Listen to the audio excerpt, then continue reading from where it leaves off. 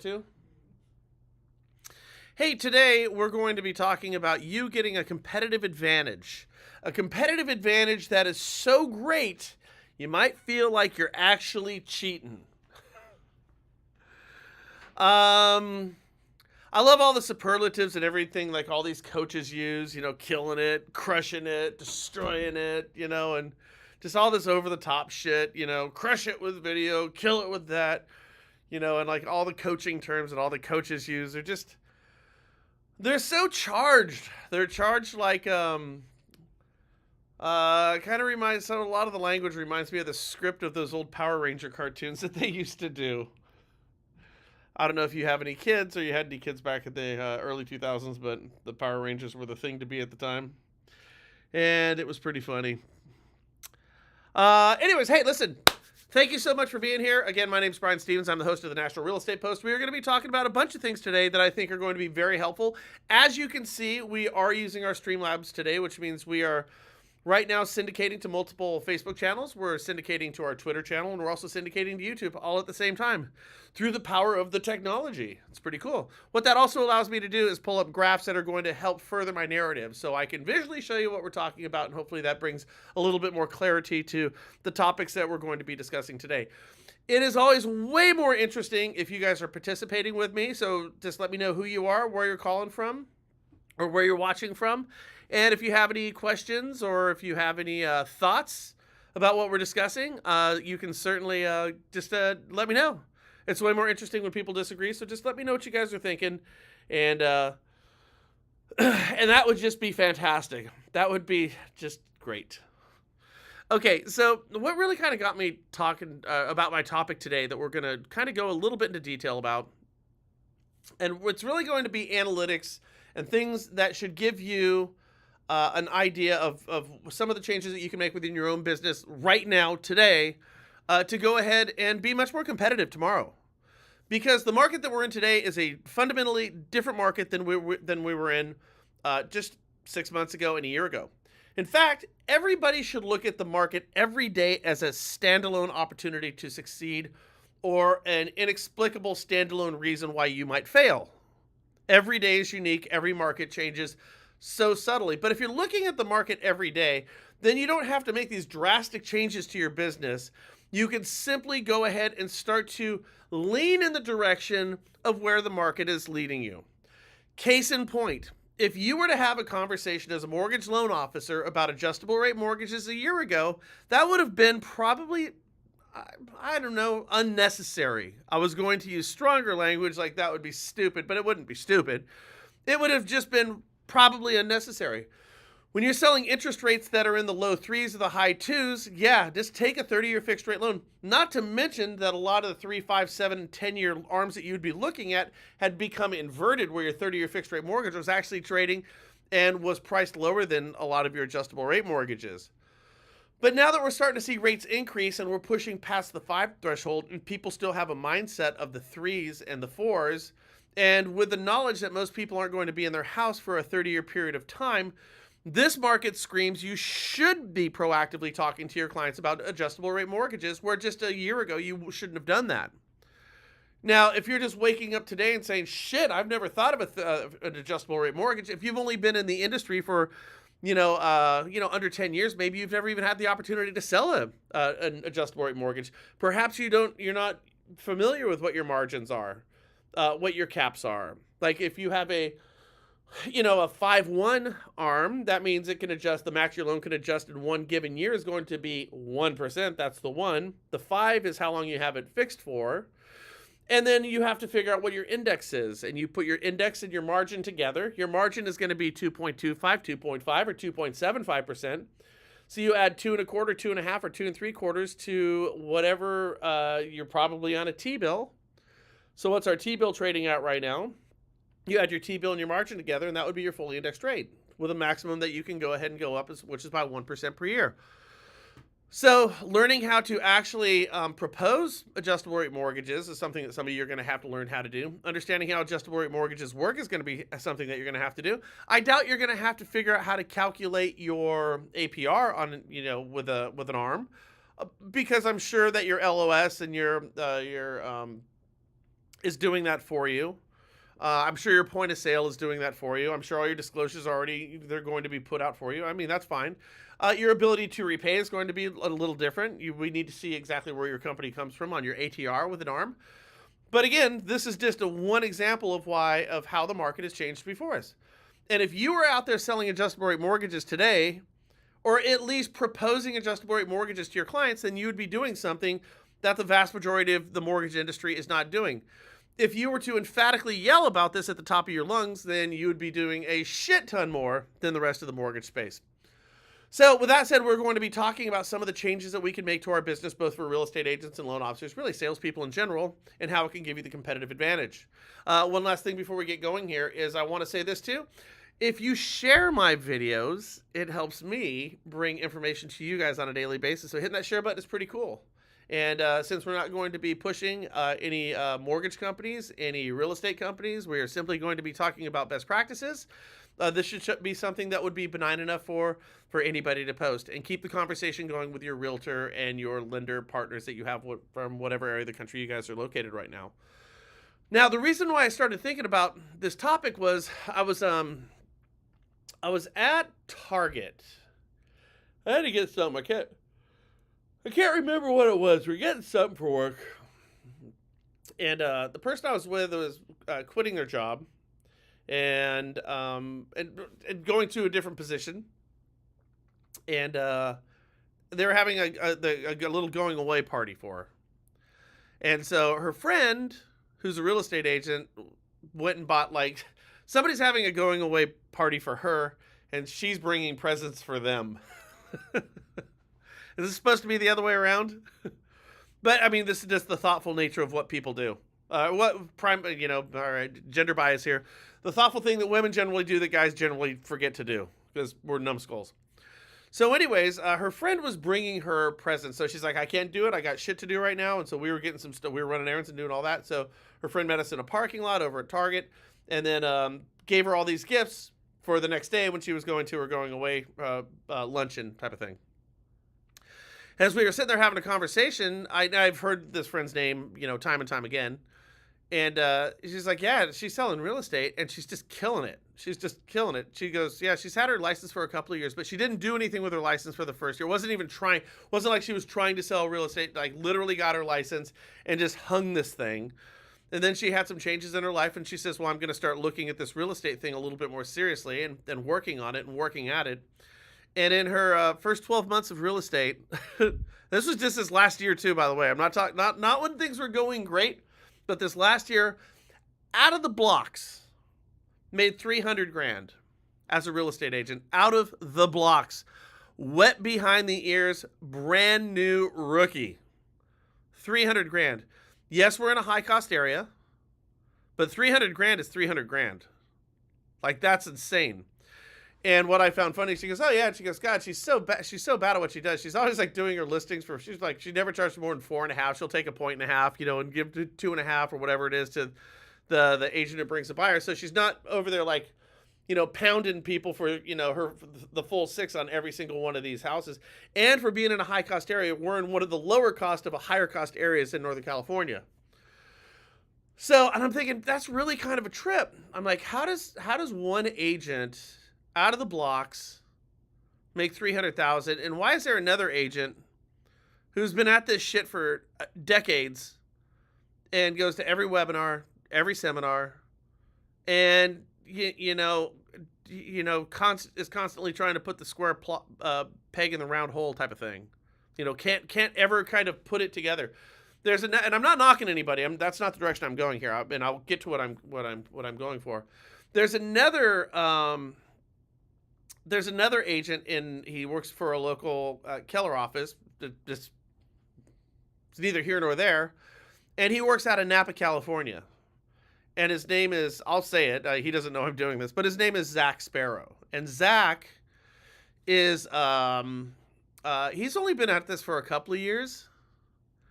And working out of Napa, California, guys, you have to understand, if there is a persnickety market in this country, if there's a good old boys-esque type of market where the status quo is the order of the day every day, it's Napa. If you don't have a lineage from Napa, if you have not been selling in Napa, if you have not been working in Napa, Napa doesn't want you. That's just how it is. People come to Napa for the wine country type of thing, and of course all the wineries love you going out. Actually, you know what? The wineries don't even pretend like they like you out there anymore. They honestly, they don't want you anymore in Napa. If you were to take like 20 people, try this one time. If you ever come to Northern California, you want to go wine tasting and you're with 20 people, go to a winery. Go to any winery in Napa. They won't let you in. They don't want you. They literally don't want you. It's a trip.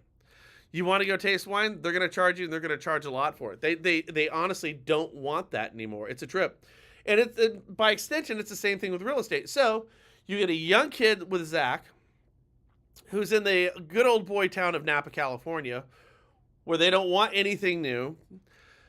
And in under 2 years, he's put together like a top flight team. How do you do it? How does he do it? Like, how do these agents, how do these loan officers out of the gate kind of make it, and some just can't figure it out at all? It's really a trip if you think about it, isn't it? It's kind of like if you haven't figured it out in the first year, there's a good chance that you're just never going to figure it out. Not trying to be a jerk about this, but there is a certain level of that, there's a certain level of tenacity that goes along with like just really being a hardcore salesperson who can figure this stuff out, and the discipline to not only go out there and have the courage and the guts to get in front of people and to emphatically talk about your product, but to have the organization and the discipline to do it on a day in and day out basis. I mean, there's a number of different qualities that you need to have in order to be one of these top flight salespeople. And it's interesting because the people who get it, either they'll get it, and the ones who don't, oftentimes they're always looking for that source of inspiration, but they're always finding, people could be so smart that they'll talk themselves out of good ideas. People will be so incredibly brilliant about being in real estate, or such a brilliant lender that you know so much that the sales component of what you need to do is beneath you. When a lot of what sales is just very guttural, very simple. It is a hard discipline of digging a ditch. Sales is the hard discipline of digging a ditch, and when your hands are calloused, and when your back is sore, and when you are tired, and it doesn't feel like your hole is getting any deeper, you need to keep digging that ditch. It's just what it is. It is the grind sometimes. You just need to understand that it's the grind. Here's the reason I say it, okay? So if I were to say to you right now that we could predict the future, right now, we could predict the future. And if we could predict the future, and you knew that what our prediction was going to be was right, we can actually see into the future. Would you then not agree that that would give you a competitive advantage over your competition? Yeah, it would. It would absolutely give you a competitive advantage over. And if you have a competitive advantage over your competition, doesn't that mean that you're going to win? It should. Like I said in my post, it worked for Tom Brady. It worked for the Houston Astros. It worked for Lance Armstrong. And it worked for Joe Biden in the 2020 elections now, didn't it? Some of you guys are out there going, that's not funny. That's not true. That's not funny. That's not funny. Here, I'll shake your hand. Wait, what? But you know what I mean? If you could predict the future, that would give you a competitive advantage, and a competitive advantage means that you should go ahead and win. So let's play the game for a second here. It's what I was just talking about a moment ago. All right, here it is. We have a,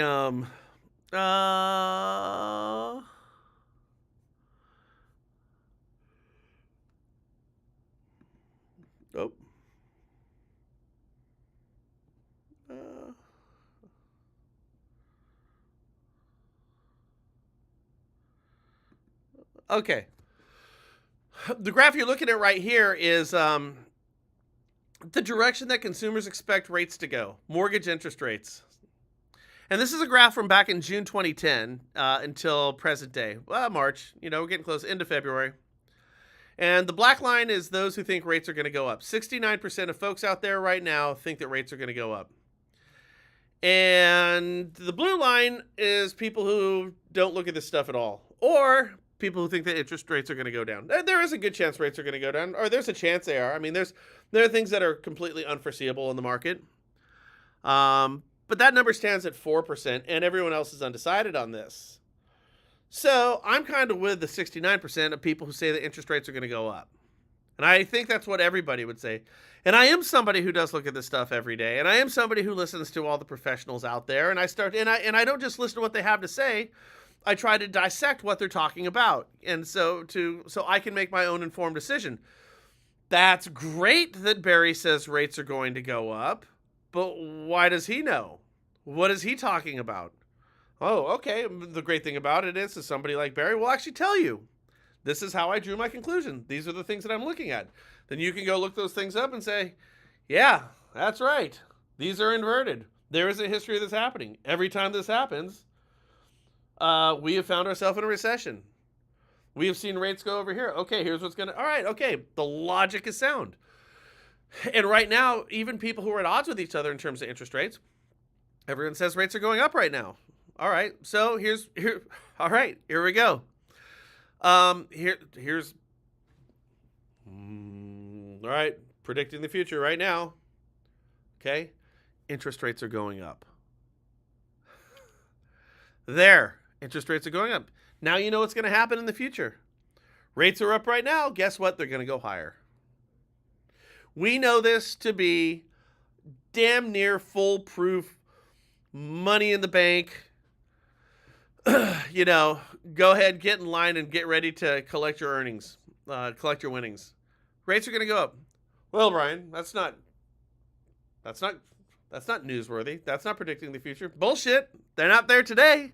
I'm telling you, rates are going to be higher next week than they are right now. They're going to be higher in 2 weeks than they are right now. That is predicting the future. Now, if you accept that this is going to be what the future holds for us, then you have the inside lane on what's taking place right now. You do. So now that you have the competitive advantage over your competition, what are you going to do about it? Are there things that you can do about it? Well, yeah, there are things that you can do about it. Well, Brian, everybody knows rates are going up. You're right. Everybody does know rates are going up. I didn't tell you anything that everybody else doesn't know. It doesn't make it not predicting the future. It just means everybody knows the future in our business. But what you do need to know is not everyone's going to do something about it. That's what's going to distinguish those who make it and those who don't do as well. Just as there are people who are out of the gates going to kick ass in real estate and lending, and then there's those who are going to flounder for 20 years. Some people are going to make it. Some people aren't. Because some people get it and some people don't. Right? Just tell me I'm wrong on this. So what does that mean? How do we adjust our course to navigate these waters? Well, very simple. What I told you when we opened this thing. Why don't we talk about adjustable rate mortgages? They'd have been foolish a year ago. They're brilliant now. Talk about your 5, your 7, your 10 if you have those on the table for you. Even look at some of your non-QM stuff right now. If you start looking at ARMs, you might find your non-QM priced better than some of your agency deals. Especially over there with, my friends over at Oak Tree. You talk to my folks at Oak Tree, I would go price out all my ARMs with Oak Tree. The other thing that you can do with those guys too is they have a 10-year interest only period on it. So not only do you get an ARM, but you have the option of paying interest only, which is going to pull that payment down even more. So in a rate increasing environment, what we need to do is try to find things that are going to keep payments down, because every day that rates go up, all the people, think about this, the people who you pre-qualified a couple of months ago, you need to re-qualify those people at new rates, don't you? Oh yeah, remember when I told you that $400,000 house is going to have a payment of X? Yeah, it now is it's X plus $278. That's what it is. Oh, well, shit, hold on. I was just getting comfortable with X, not X plus $275, Brian. I don't know what to tell you. You should have bought a house a few months ago. I've been telling you to buy a house a few months ago. You didn't buy it a few months ago. Now I'm telling you it's X plus $275. And if you wait another 2 months, it's going to be X plus $500. So if you want to buy a house and you don't like paying more money, I get it. Something's got to give, though. Something's got to give. You need to get off that fence and buy now. But if we want to have a conversation about getting your payment back down to where it was with X, not X plus $250 or X plus $171, why don't we talk about a 5-1 or a 7-1 ARM? Well, I don't want a 7-1 arm, Brian. Why not? Well, I'm going to live in this house for the rest of my life, said everybody. Did nobody, you know? All right, well, even if you're going to stay in here for 30 years, statistically and mathematically speaking, every single indicator says that that's not the case. But I get you. You're going to be the one exception to the rule. I'm not here to argue with you about what you're telling me. I'm just saying this is what statistics would tell us you're not going to. But what I can tell you with almost absolute certainty is you probably won't be in this loan for the next 30 years. Why not? I don't know. Maybe rates go down to 1% and you want to go into a 15-year loan. So you can pay your house off in half the time, so you're not 90. You're not 90 when the house is paid off. You go down to a 15-year. Shit, what if once rates went to 1.5 on 30-year fixed rate mortgages, which they could? We're going into another recession. You do know that, don't you? That means rates are probably going to come back down again. I don't know. What if rates went down to 1.5? They'd probably be 1% on a 15-year. You'd refinance then and knock 14 years off your mortgage, wouldn't you? Yeah. Well, there you have it. What if rates go back down as when we go into a recession? As we are going to go into a recession, rates come back down again, you might do a refinance. In fact, why don't we do an ARM, and why don't you let me pay as much of your fees as I possibly can on this thing? Because with the understanding that we're going to refinance when rates come back down. Let's save you money right now. Let's lower your payment right now, and let's hunker down on this loan. And when those rates go back down into the high twos, if they do, not going to promise anything, but we are going to go into a recession. That's what every indicator shows you. Here's the proof. Then we can refinance you and get you that fantastic rate. But right now, it would be foolish if you don't want to pay the $275 for you to go into a 30-year fixed rate loan. It'd also be foolish for you to wait another 2 months or 3 months with the understanding that rates are going up. What do you want to do? I mean, by the way, there are safeguards in places of adjustable rate mortgages that will protect you. Like what? Well, first of all, it can only go up 1% per year, period. Doesn't matter if the market goes apeshit and your rate should adjust by 9%, it can't. It can only go up by 1%. Here's the other thing. Your rate can go down. Because right now, I'll bet you, by the way, I do not have this in front of me, but if you're watching this live right now, look at your 1-year T-bill and add a 2.25 margin to that. What does it come out to? I'll bet you your fully indexed rate on a 5 or a 7-year ARM right now, I'll bet you the fully indexed rate, I don't have proof of this, and I could be wrong, but I'll bet you the fully indexed rate on it is lower than what your start rate is. Meaning you could have a start rate of 4% on I'm not quoting rates, I'm using this merely as an example. On a 5-1 ARM, you could be quoting a rate of 4% right now for the next 5 years, but if you were to look at that fully indexed rate, which is your index and the margin, which are added together, which would happen when your loan adjusted, I'll bet you that it's lower than whatever your start rate is. Wouldn't that be something? Let me see, and I can actually figure this out. I'm going to figure it out over here. Hang tight. All right, I just got my other computer over here.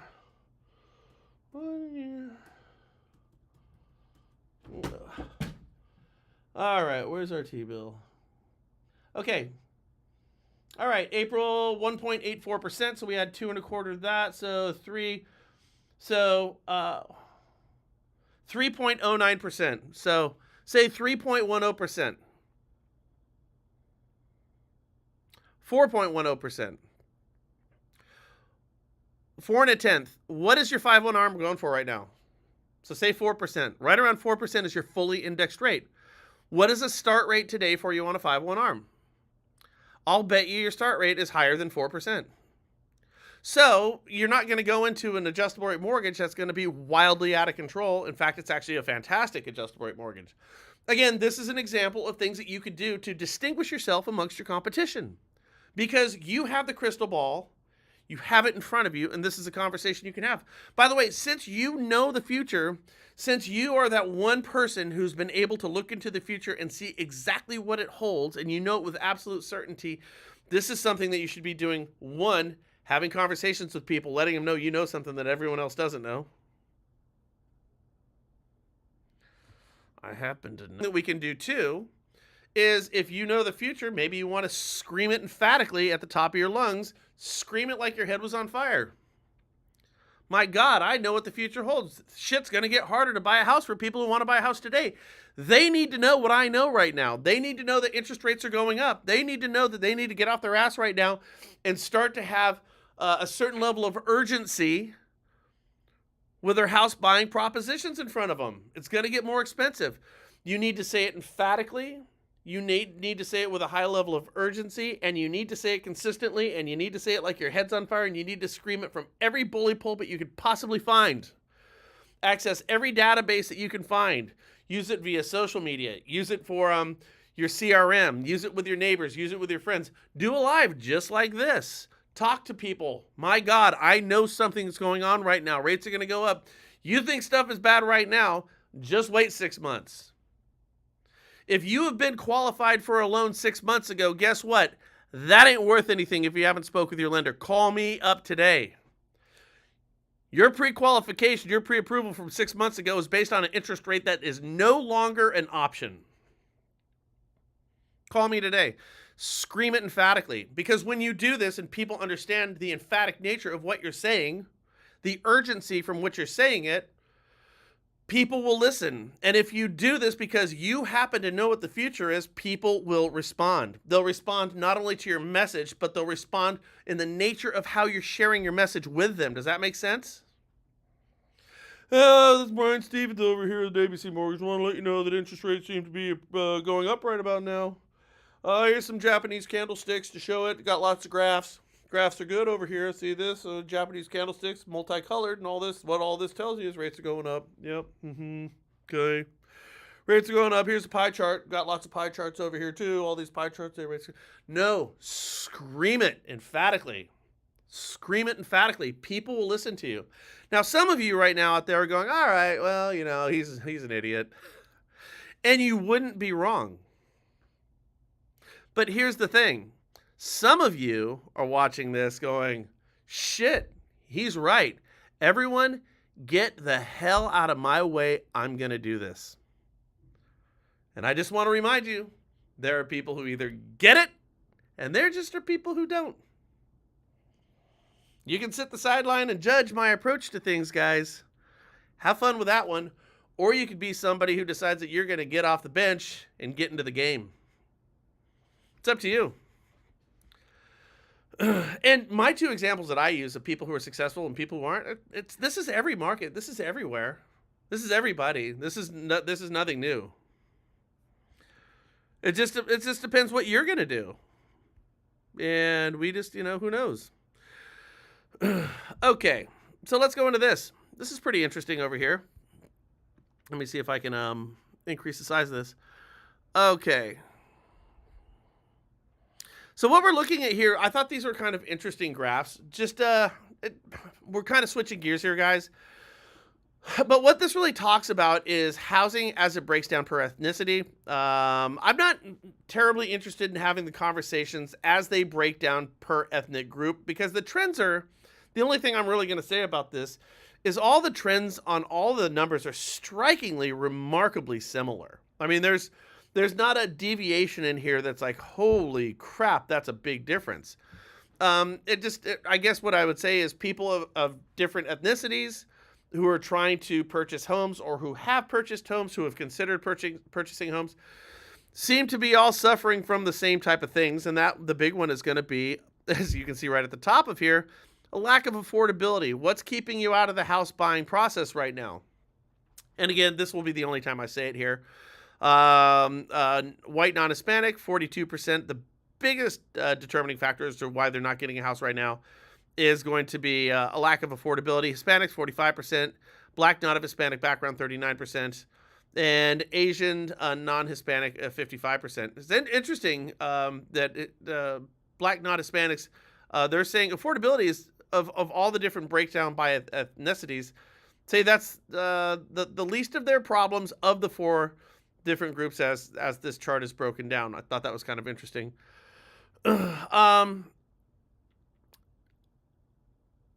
Now, the second one there is a lack of houses that fit that person's criteria.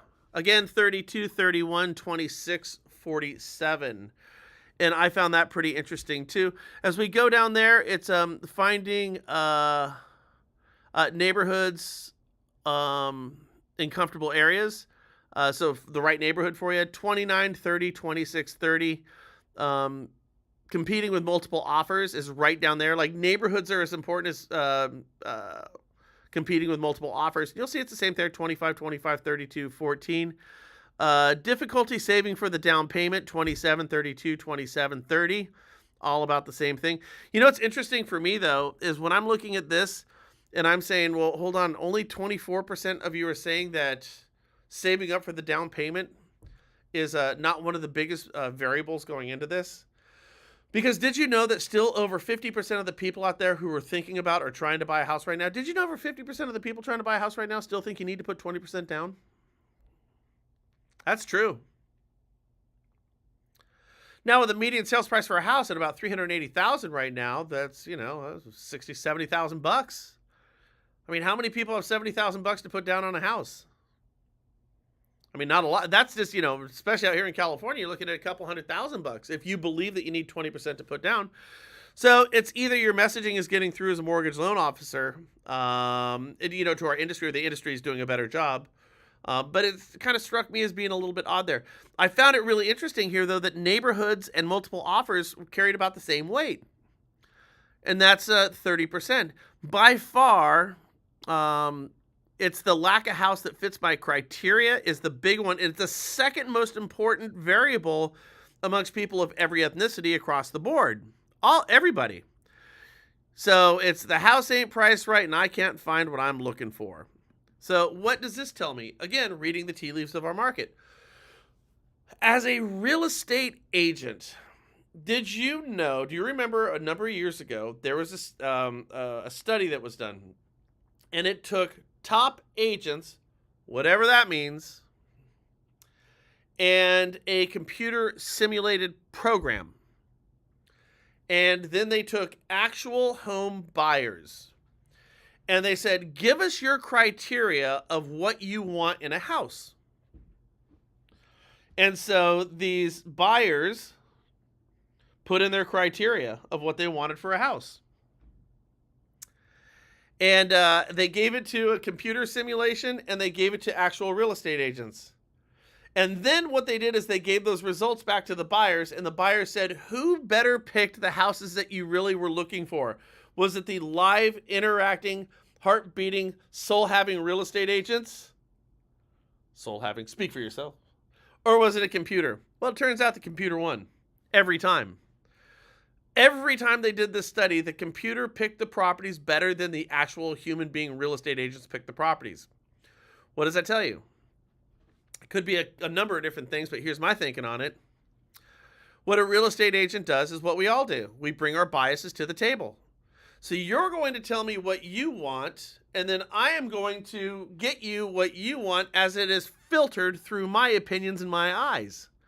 In short, I'm not necessarily listening to you and only you and what you want. I'm listening to what you want, and I'm adding my own little flair to it, right? So then you get what you want with my flair, and you're saying, that ain't what I said. And the computer program is not adding any of its biases because it doesn't have them. It is only listening to what you want. Imagine that. People are telling you what they want, and when you give it to them, they're happier. It stands to reason that some of the top reasons why people aren't finding the houses, it's not the reasons we thought. It's not because of the down payment. It's not even necessarily because it's the right neighborhood. And there were 10 other things on that list. No, it's because they're not finding houses that meet their criteria. And maybe they can't get what they want in their price range. Yeah, I want a zero gravity pool. I want an inside sauna. I want a 30,000-foot master room. Want a pool table, inside pool. Want all this good shit. Need something for my 15 cars over there. Solar panels all around. Gated community, gate in front. I want a U driveway that goes in one side, out the other. And I got a budget of about $375,000. What can we do? You know, I mean, it's like, you got to be realistic in terms of what we want. But I think there is something to this. I think there is something to actively listening to what that person wants and trying not to bring our own biases to the table.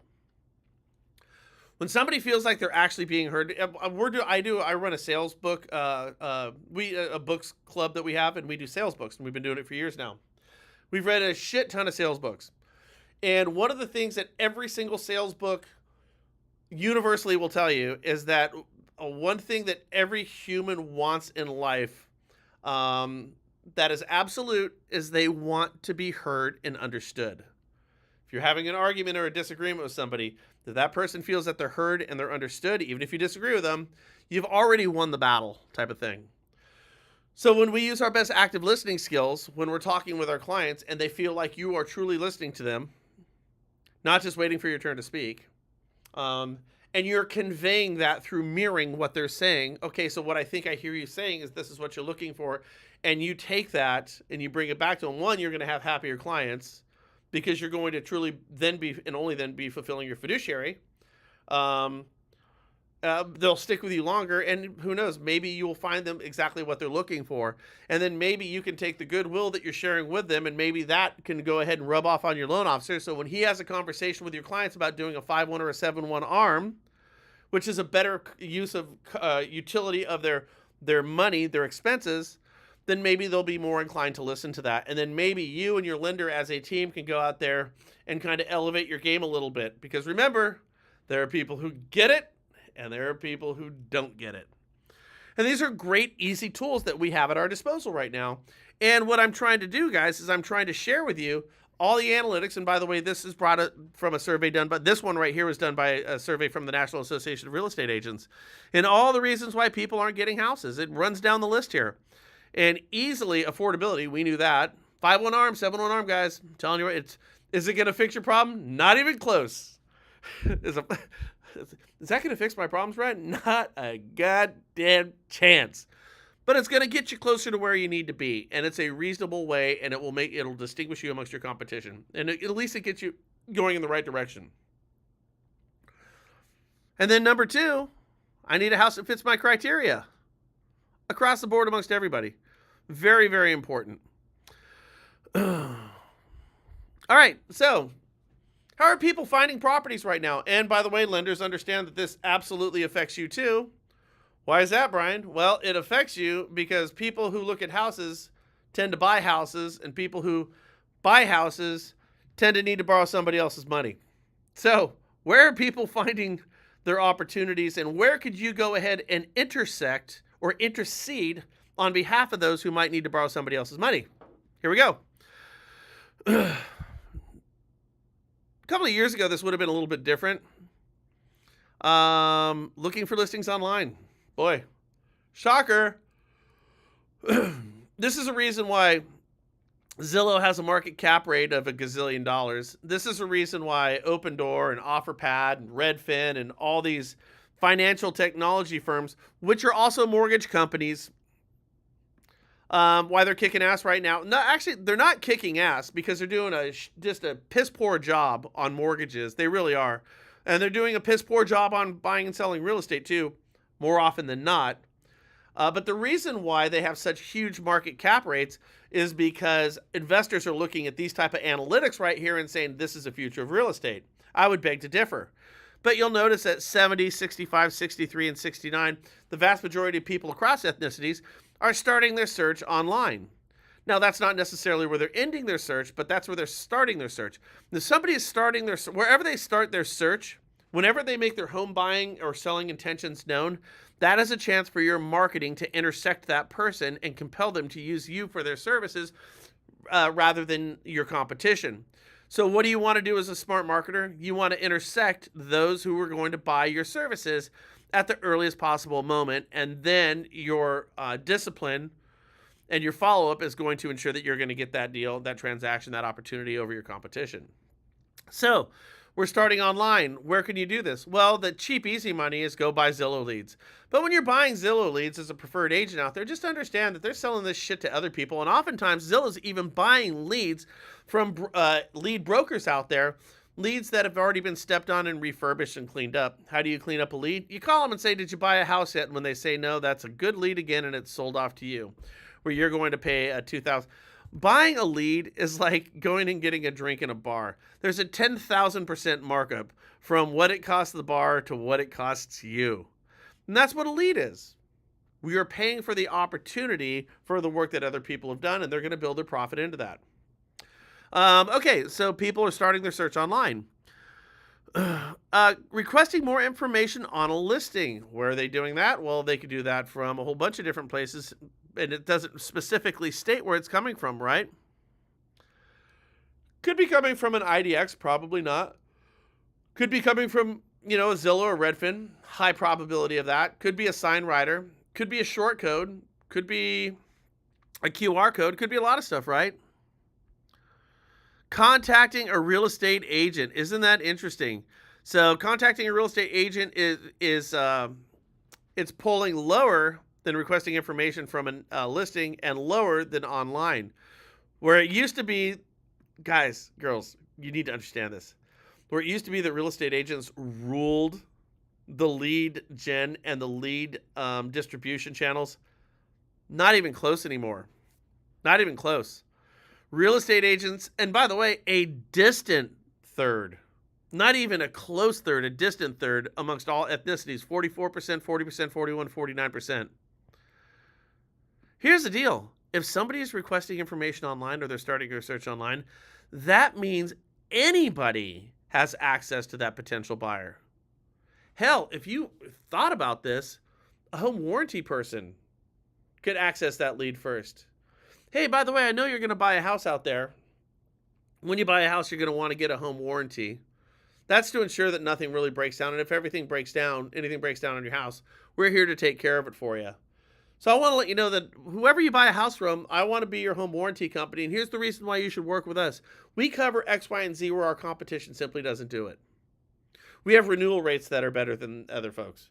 We're always working with local contractors, which is everybody, Like you could go, oh yeah, I think, oh, by the way, my name's Brian Stevens. I work with such and such home warranty company.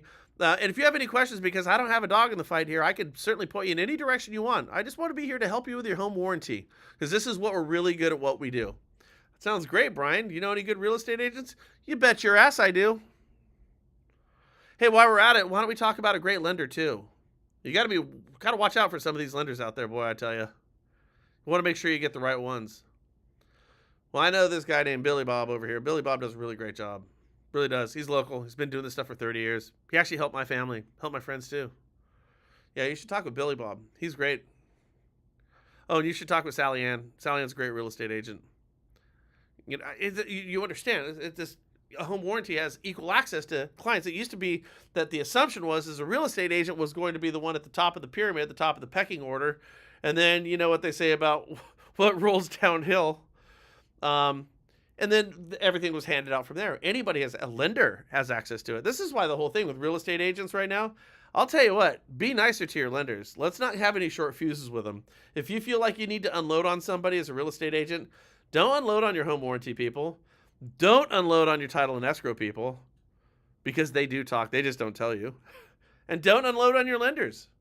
Because your lenders, I know so many lenders out there who are hell-bent on their own lead generation, so they don't have a dependency issue going on with real estate agents out there.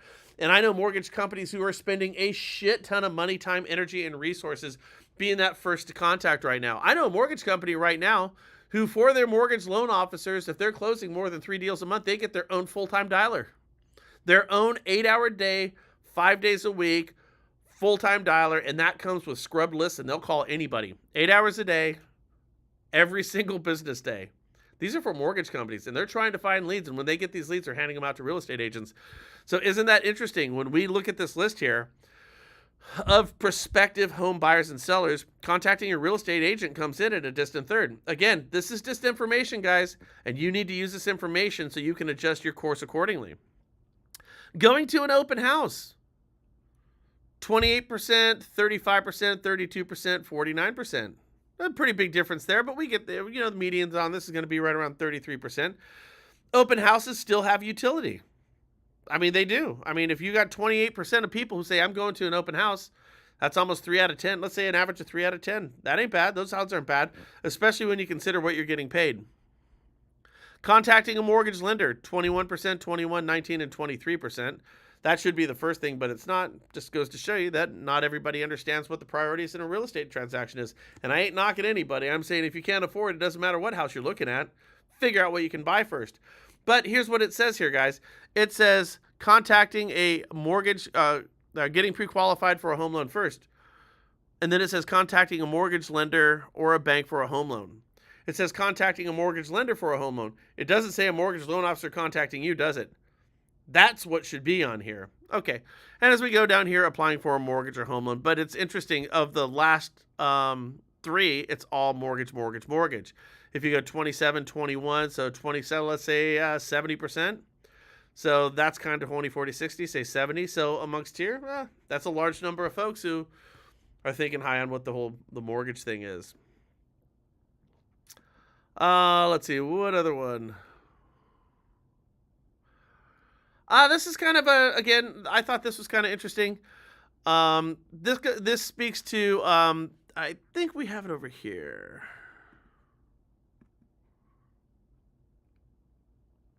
No, it's this one right here. Okay.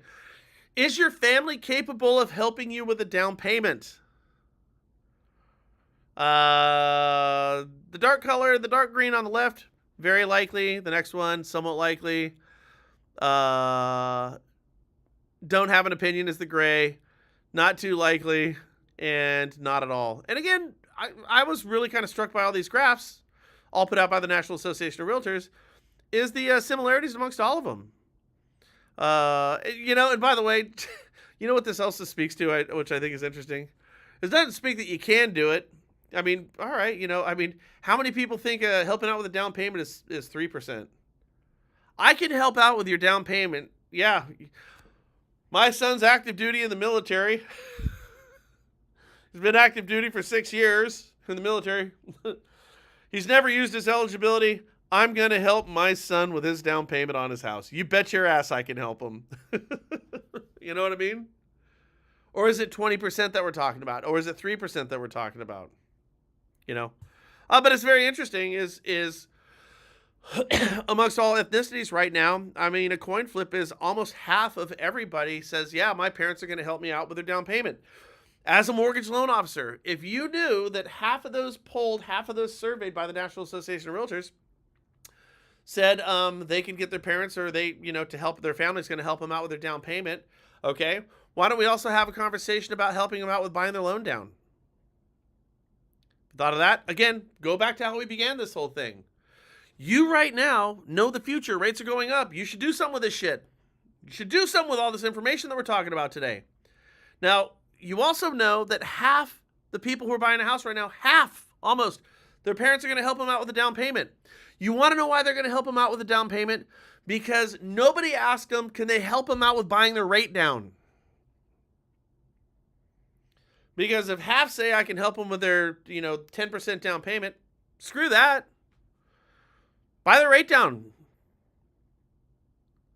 What would 3%, what would 3 points get you?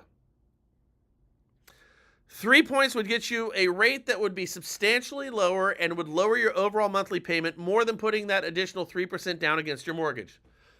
Period. People are concerned, and we talked about this last week if you watch my lives with any regularity. We talked about this last week when we were talking about 40-year mortgages, 100-year mortgages, as they have in Japan. What we're talking about here is people look at their mortgage as something that is just a part of their life. They're not looking at it in terms of having an inevitable conclusion, paying their house off. They're looking at it as just part of living. That monthly mortgage payment becomes more important than any of the other variables. So if that's the big thing in a rate escalating market as we're in right now, like I said, look at the 5-1, look at the 7-1 in ARMS, and then if we know that 50% of our clients have parents who are willing to pay for a down payment, all you need to hear as a lender is they're willing to give us money to help them out with that mortgage, his or her mortgage, or their mortgage, or whatever you want. Their mortgage is going to help them out with their mortgage. Change that thought processing and start looking at buying the rate down. Brian, we are not going to be that family who's going to be here for under 7 years. I'm going to live here for the next 30 years of my life. Well, I know you're not going to do that. But since you believe that, and that's all that matters here, because I'm just listening to you because you want to be heard universally, this is what everyone wants. All right, well, I do know that about half my clients right now have family members who are willing to help. They can when push comes to shove. Is that the case with you? Do we have anything that we might be able to get here? Because I'll tell you what, rather than a down payment, why don't we look at, if you're going to be here for 30 years, why don't we look at just buying your rate down? If you have a family member who's willing to give you 5% down, let's run the scenarios and see what we could do if we took 3 or 4% of that and we used it to buy our rate down on ARMS and on a fixed rate. Let's run the scenarios and see what that does to your overall monthly payment. I bet you'll be a lot more happy with that. Again, food for thought for changing markets, right? I don't know, Brian. That sounds like too much work. Some people who get it, some people who don't.